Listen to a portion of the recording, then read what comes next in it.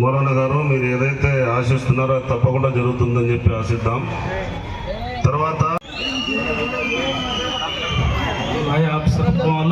రాత్రి 2 గంటలకు వచ్చి ఆ సమస్య పరిష్కారం అయ్యే వరకు వర్షంలో తడిసి ఎమ్మెల్యే అంటే బెండకాయ వాటి లాంటి మిరపకాయల ఎప్పుడు చురుగ్గా పని చేసేవాడు కావాలి. కాబట్టి నేను ప్రతి ఒక్కరికి కోరే సోదరులకు ఇలాంటి ఎమ్మెల్యే మనకు అవసరమా? ఫారూక్ గారికి మరియు షబ్రి గారికి గెలిపించాలని నేను ఈ వేదిక అవకాశం రాదు అనేది మీరందరూ గమనించాలి. ఎందుకంటే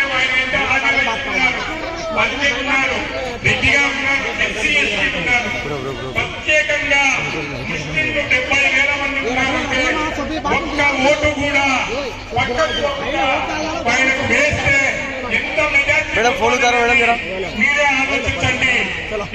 ఎక్కడెక్కడ అందరినీ కలుపుకొని పోయేవాడు. అలాంటిది ఈ రోజు ఎంతో మంది పోటీ పడితే ముస్లిం అభ్యర్థికి కాబట్టి మనమందరం కూడా ఆలోచించాలి.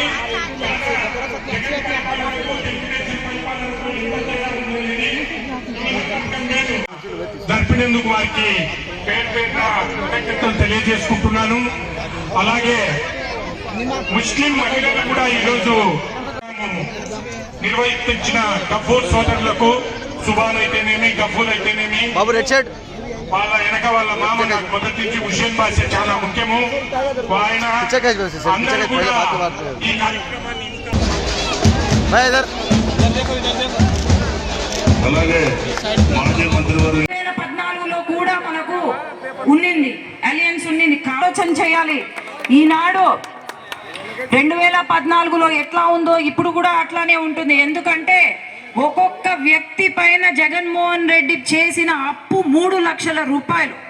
ఈరోజు మీ ఇంట్లో 4 ఉంటే, 2 ఉంటే 8, 3 లక్షలు ఇంటూ 2 6 లక్షల రూపాయలు అప్పు చేశాడు. మరి ఈ అప్పులు తీరాలి అంటే ఎట్లా? ఎవరో ఒకరి సహకారం కావాలి కాబట్టే, కానీ ఇంకా వేరే ఉద్దేశం లేదు. ఇక్కడ మనం అందరం ఆలోచన చేయాలి. ఈరోజు బైరెడ్డి కుటుంబం నుంచి మీ అందరికీ తెలుసు బైరెడ్డి కుటుంబం గురించి. బైరెడ్డి కుటుంబం ఎప్పుడూ కూడా మా నాన్న ఒకటే చెప్పారు, మన మతాన్ని పాటించు, ఇతర మతాలను గౌరవించు అని చెప్పారు.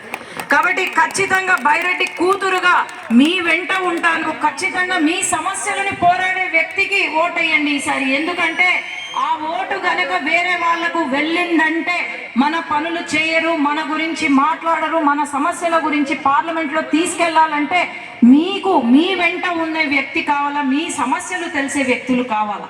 కాబట్టి మళ్ళీ ఈ 5 సంవత్సరాలు చూసాము, ఒక్కసారి కూడా మన ఎంపీ గారు ఒక్కసారి కూడా మైనారిటీ సమస్యల గురించి మరి మాట్లాడలేదు. మరి ఎవరైనా నాకు చెప్పగలుగుతారా ఏదైనా ఒక సమస్య గురించి ఆయన మాట్లాడినట్టు? ఇంతవరకు మైనారిటీ అనే పేరే ఎత్తలేదు ఆయన. మరి ఆలోచన చేయండి. రిజర్వేషన్లు ఉన్న రిజర్వేషన్ ని కూడా తీసేయమని రాజ్యసభ సభ్యులు మాట్లాడతారు, వైసీపీ రాజ్యసభ సభ్యులు. ఈనాడు చూస్తున్నాం వైసీపీ ప్రభుత్వంలో ఎన్ని అరాచకాలు. అబ్దుల్ సలాం చూసాం మన నంద్యాలలో. ఆ వైసీపీ నాయకులు పోలీసుల అరాచకాలు తాళలేక వాళ్ళు మొత్తం కుటుంబం ఆత్మహత్య చేసుకున్నారు, చిన్న పిల్లలతో పాటు. అట్లాగే మిస్బా గురించి మర్చిపోలేదు మనం. ఆనాడు ఆమె ఫస్ట్ ర్యాంక్ వస్తుందని చెప్పి వైసీపీ నాయకుడు స్కూల్ నుంచి తీసేస్తే ఆమె ఆత్మహత్య చేసుకుంది. అలాగే నందికొట్కూరులో మీ అందరికీ తెలుసమ్మా, రంజాన్ సమయంలో ఒక ముస్లిం మహిళ మా మసీదు ప్రేయర్స్ చేసుకొని ఇంటికి వెళ్తూ ఉంటే బురకా విప్పి చెప్పులతో, బురకా చింపి చెప్పులతో కొట్టాడు. మా నందికొట్కూరులో ఒక ముస్లిం మహిళను చూసి. మామూలుగా మహిళల జోలికి వస్తేనే తప్పు అంటే, ముస్లిం మహిళ జోలికి వస్తే ఇంకా ఏం చెయ్యాలో వాడు ఉరి తీయాలి రోడ్డు పైన. అవునా కదా? మరి ఆనాడు 2 రోజులకు కూడా వాడిని అరెస్ట్ చేయకపోతే ఆనాడు నేను ఫోన్ చేసి నువ్వు అరెస్ట్ చేస్తావా, కేసు పెడతావా, లేకపోతే వాడిని ఈ నందికొట్కూరు నుండి బయటికి పంపించి మళ్ళీ ఇంకోసారి కనపడకుండా చెయ్యాలా అని నేను చెప్తే అప్పుడు వాళ్ళు కేసు పెడతారు. కాబట్టి ఖచ్చితంగా ఈనాడు ఆలోచన చేయండి. ఎప్పుడు కూడా నేను మీ తరపున పోరాడతాను, మీ సమస్యలు తీరుస్తాను, పార్లమెంట్లో మాట్లాడతాను. నా పైన నమ్మకం ఉంచి మీ కుటుంబంలో ఒక దానిగా, మీ కుటుంబంలో ఆడపిల్లగా నాకు మద్దతు పలకడం, నేను అందుకే వచ్చాను ఇక్కడ. నాకు మద్దతు పలకండి, ఖచ్చితంగా మీ వెంట నేను నడుస్తాను. 5 సంవత్సరాలు మీకు ఇక్కడ నంద్యాలలో ఎటువంటి ఇబ్బంది లేకుండా చేసే బాధ్యత నాది ఒక ఎంపీగా.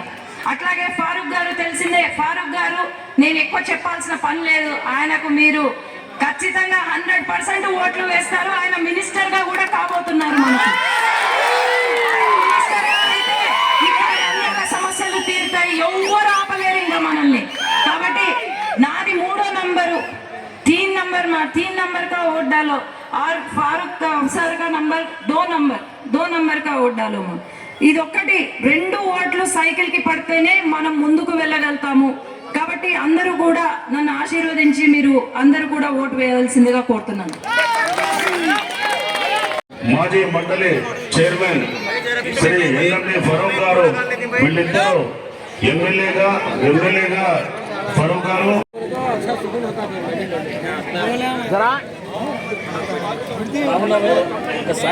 ముస్లిం మైనారిటీల ఆత్మీయ సమ్మేళనానికి విచ్చేసినటువంటి తెలుగుదేశం పార్టీ నాయకులకు, మీటింగ్ పెట్టిన ప్రతి ఒక్కరికి మరియు ఈ స్టేజ్ పైన ఉన్న ప్రతి ఒక్కరికి నేను మనసు పూర్తిగా ప్రతి ఒక్కరికి ధన్యవాదాలు తెలుపుతున్నాను. ఈరోజు మన మిస్బా గురించి ఈరోజు కాబోయే మన ఎంపీ గారు బైరెడ్డి శబరిరెడ్డి గారు వాళ్ళు ఈరోజు గుర్తు చేయడము చాలా సంతోషం అమ్మా. అలాగే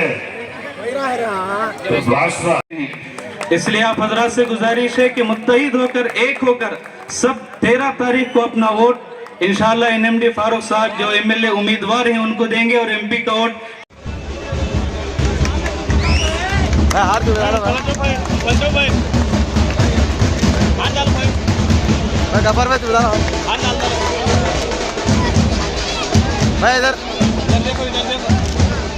అలాగే మాజీ మంత్రివర్గ అందరికీ కూడా అస్సలాము అలైకుం అమ్మ. ఈరోజు అన్న చెప్పినట్టు 5 సంవత్సరాలు, మరి ఈ 5 సంవత్సరాలు ఎంతో అన్యాయానికి గురయ్యాము. ఎటువంటి అభివృద్ధి లేదు మన మైనారిటీలకు. కేవలం ఎన్నికలు వస్తేనే మనం అందరం గుర్తుకొస్తాం.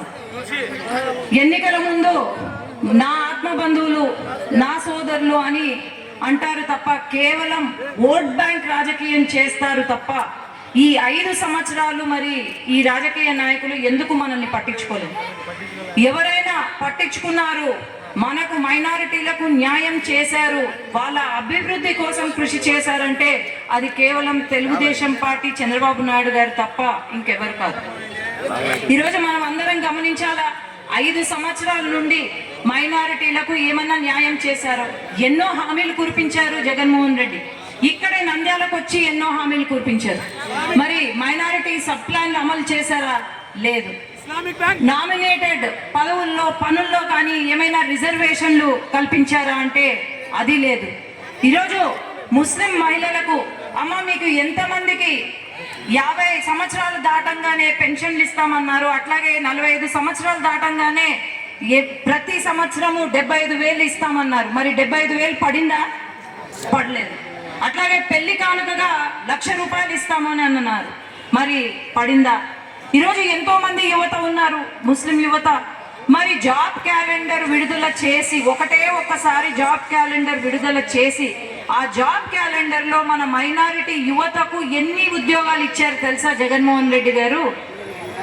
కనీసం 10 జాబులు కూడా ఇవ్వలేదు రాష్ట్రం మొత్తంలో. మరి ఎంత ప్రేమ ఉంది ఆలోచన చేయండి. ఈరోజు ఇమాంలకు లేకపోతే మౌజాన్లకు ఇల్లు కట్టిస్తాము అని చెప్పారు, మరి కట్టించారా? ఒక్క ఇల్లు కట్టించకపోగా వక్ఫ్ బోర్డ్ ల్యాండ్లను అన్నిటినీ, మసీదు ల్యాండ్లను, మన ముస్లిం సోదరుల ల్యాండ్లను కూడా కబ్జా చేసి పెట్టారు. అట్లాగే 10,000 రూపాయలు గౌరవ వేతనం ఇస్తానన్నారు, మరి ఇచ్చారా? కేవలం ఎన్నికల ముందు అనవసరంగా అసత్య ప్రచారాలతో ముందుకు వస్తున్నారు వైసీపీ ప్రభుత్వం. మరి ఈనాడు తెలుగుదేశం పార్టీ అధికారంలోకి వస్తే మైనారిటీలకు ఎంతో సంక్షేమ పథకాలు ఎన్నో పెట్టారు. దాంట్లో భాగంగా మనకు ముస్లిం మహిళలకు పెళ్లి కానుక అయితేనేమి, అట్లాగే విదేశీ విద్య. ఆనాడు తెలుగుదేశం పార్టీ హయాంలో మన యువతకు విదేశీ విద్యను అందించారు, కానీ ఇక్కడ ఒక్క వ్యక్తిని కూడా విదేశాలకు పంపించారు జగన్మోహన్ రెడ్డి గారు. మరి ఆలోచన చేయండి అన్న, తప్పుడు ప్రచారాలు వినొద్దు.